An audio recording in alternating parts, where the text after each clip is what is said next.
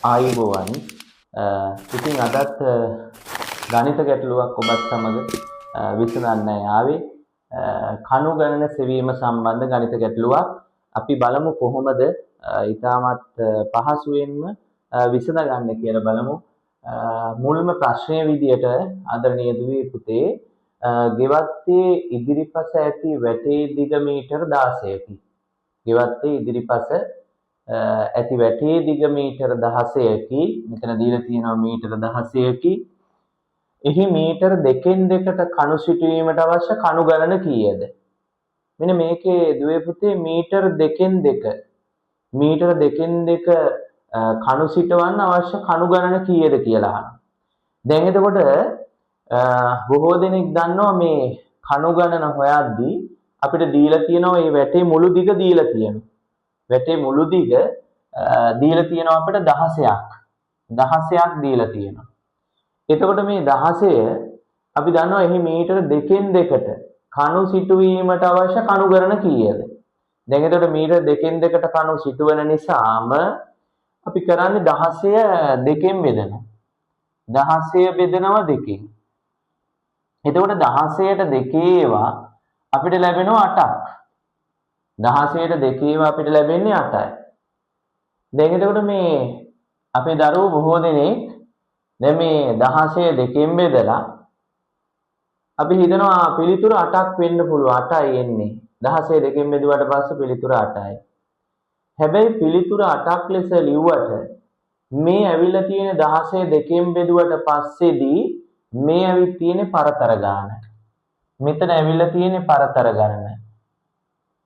පරතර ගණන මේ ඇවිල්ලා තියෙන 16 දෙකෙන් බෙදුවට පස්සේ 8ක් ආවා ඒ ඇවිත් තියෙන පරතර ගණන. එතකොට දිග වැටක අපේ ගෙවත්තේ තියෙන ඉදිරිපස වැටේ. දැන් එතකොට මේකේ අහන්නේ කණු ගණන. කණු කීයක් ඕනද මේකට නැත්නම් මේ ඉදිරිපස වැට සකස් කරන්න කණු කීයක් ඕනද කියලා අහනවා. ඊතර අපෙන් අහනවා කණු ගණන කීයද? එතකොට එකක් කණු ගණන හොයද්දී අපි කරන්න ඕන දුවේ පුතේ කණු ගණන සොයද්දී අපි 16 දෙකෙන් බෙදුවට පස්සේ පිළිතුර 8ක් ලැබුණා කණු ගණන හොයද්දී අපි 8 එකතු කිරීම 1 මේ ආපු පරතර ගණනට අපි එකක් එකතු කළ යුතුමයි හැබැයි මේ දිග වැටක පේලියට තියෙන වැටක විතරයි එහෙම කරන්නේ දැන් එතකොට මෙතන පිළිතුර ලෙස අපිට ලැබිලා තියෙනවා 8යි 1යි 9ක් ලෙස මෙන්න මේකේ කණු සිටවන්න 9ක් යනවා. දැන් එතකොට මම රූප සටහනකින් දීලා තියෙනවා මේ. ඒ රූප සටහනකින් දුන්නේ වඩාත් මේක පැහැදිලි වෙන්න. නමුත් අපිට මේක දීලා තියෙන දිග මීටර 16යි ඊටත් වැඩියෙන් ආවොත් දිග. සමහර විට මීටර 100ක් වෙන්න පුළුවන්. නේද? ඊටත් එහා සංඛ්‍යාවක් වෙන්න පුළුවන්. මීටර 50ක් දෙන්න පුළුවන්. මීටර 80ක් දෙන්න පුළුවන්. ඒ ආකාරයේ ප්‍රශ්නයක් આવොත් අපිට මේ කණු ඇඳ ඉන්න වෙලාවක් නැති වෙනවා පුතේ. එතකොට අපිට වෙලාවක් යනවා. ඒකට වෙලාවක් වැය වෙනවා. නමුත් මම මේ සරලම ගැටලුවෙන් ඔබට කියලා දුන්නේ මෙන්න මේ විදියයි මේක හැදගැසෙන්න ඕන විදිය. මේකදී අපි දන්නවා මෙන්න පරතර කරන අපි 16 දෙකෙන් බෙදුවා. ඒ දෙකෙන් දෙකට කණු සිටවන්න තියෙන නිසා මීටර 16 දෙකෙන් බෙදුවට පස්සේ 8ක් ආව පිළිතුර 8 නෙමෙයි. අපි ඒතර කණු ගණන සමානයි අපි දැම්මා මෙන්න පරතර ගණන 8යි 8ට එකක් එකතු කරාම 9ක් ආවා. මෙන්න එහෙනම් පරතර ගණන එනවා 1 2 3 4 5 6 7 8. ඒ ආවේ පරතර ගණන. මෙන්න එතකොට කණු ගණනේදී අනිවාර්යයෙන්ම අපි පරතර ගණනට එකක් එකතු කරන්න ඕන මේ කණු ගණන සොයා ගන්න.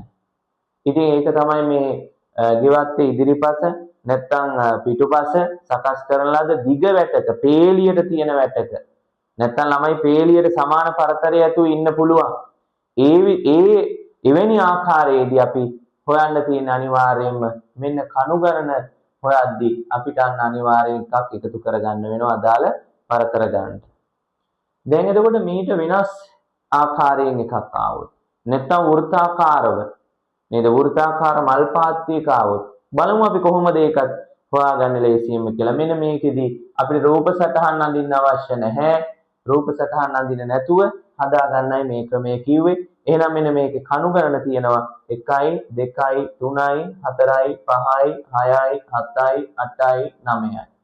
කණු ගණන 9ක් ආව 1 2 3 4 5 7 8 9. දැන් එහෙනම් බලමු ඊළඟ ප්‍රශ්නය. වෘත්තාකාර මල් පාත්තියක වටේ දිග මීටර් 15කි.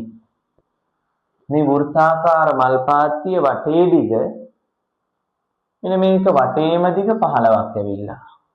එහි මීටර් 3න් 3ට මල් පෝච්චි තැබීමට අවශ්‍ය මල් පෝච්චි ගණන කීයද?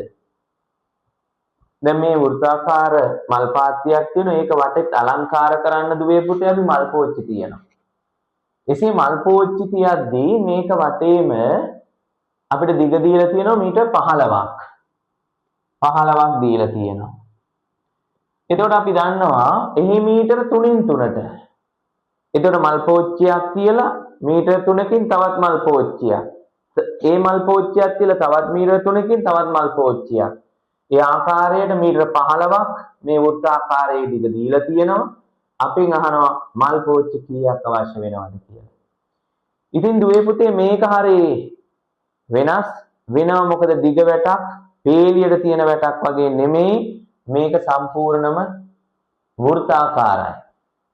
මේ වෘත්තාකාරයක සමහර වෙලේ ඉඩමක් වෙන්න පුළුවන්.